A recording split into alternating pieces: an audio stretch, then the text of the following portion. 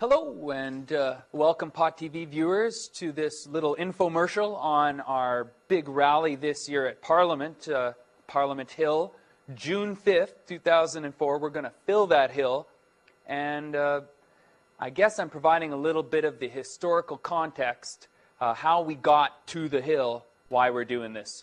I guess this rally is in response to the Supreme Court. They basically told us, go back to Parliament, deal with it in Parliament. It's not really our jurisdiction. And, well, how did we get to the Supreme Court? Because when you understand how we got to the Supreme Court, you'll understand how we got to the Hill. I can remember in my earliest pot-smoking memories, my friend burning Free the Weed on the shelter top of the bus shelter and thinking to myself, kind of at least in the back of my mind, that that was a project, a worthy project. I'd heard about Holland even in my teens, and I flew over there when I was 18, and I saw for myself just how free Holland was, and I thought Canadians could do that too. And so in 1996, after having organized rallies in Edmonton and later on Vancouver, lots of kind of pride, lots of information, but the next step was to, well, provide a place people could buy marijuana and deal out of the closet and do it in a shameless and hopefully harmless way, and provide an example that other dealers could follow, and maybe a set of standards or rules that the country could adopt.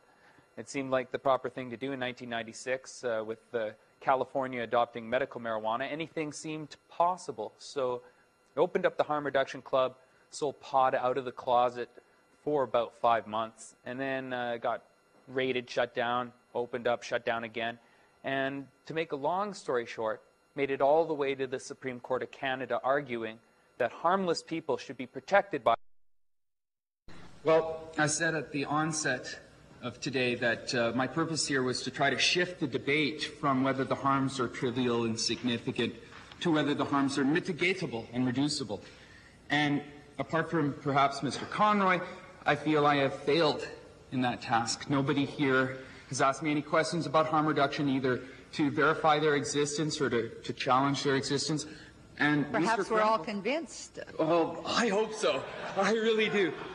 Mr. Frankel, though, has a responsibility, and that is he should not mischaracterize my argument as there's not enough harm. It's not a matter of enough or amount of harm. It's whether the harms are inherent or whether they are mitigatable. And that applies to those vulnerable groups as well.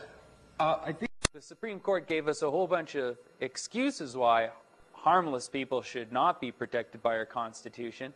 But I think I was most offended when they compared us to a bunch of animal abusers, pimps, incestuous people, and cannibals as reasons why, well, there might be harmless people who are still criminal. But according to a Statistics Canada report released today, the number of cannabis offenses has nearly doubled over the past decade. Marijuana now accounts for 3/4 of all drug offenses. Last year, there were 70,000 cannabis offenses in Canada. More than 2/3 of those were for possession. If you don't consider yourself to be make people feel uneasy like cannibals, or maybe take away people's the sanctity of the home like incestuous people, or actually harm another feeling being like animal abusers, if you can't compare yourselves to those people, then you should still be upset and not really accept this Supreme Court decision, because as Seneca, a Roman senator, once said a long time ago, laws do not persuade just because they threaten. I'm not persuaded by the Supreme Court's decision, and neither should you be. If you check out these websites here, here, and here, you can learn more about the Supreme Court and their supreme irrationality. And then you can see why we're not going to give up this fight. That the Supreme Court came down with an irrational decision means we don't just say, throw our hands in the air and say, oh, well, we're all off to jail now. No, we take it back to Parliament.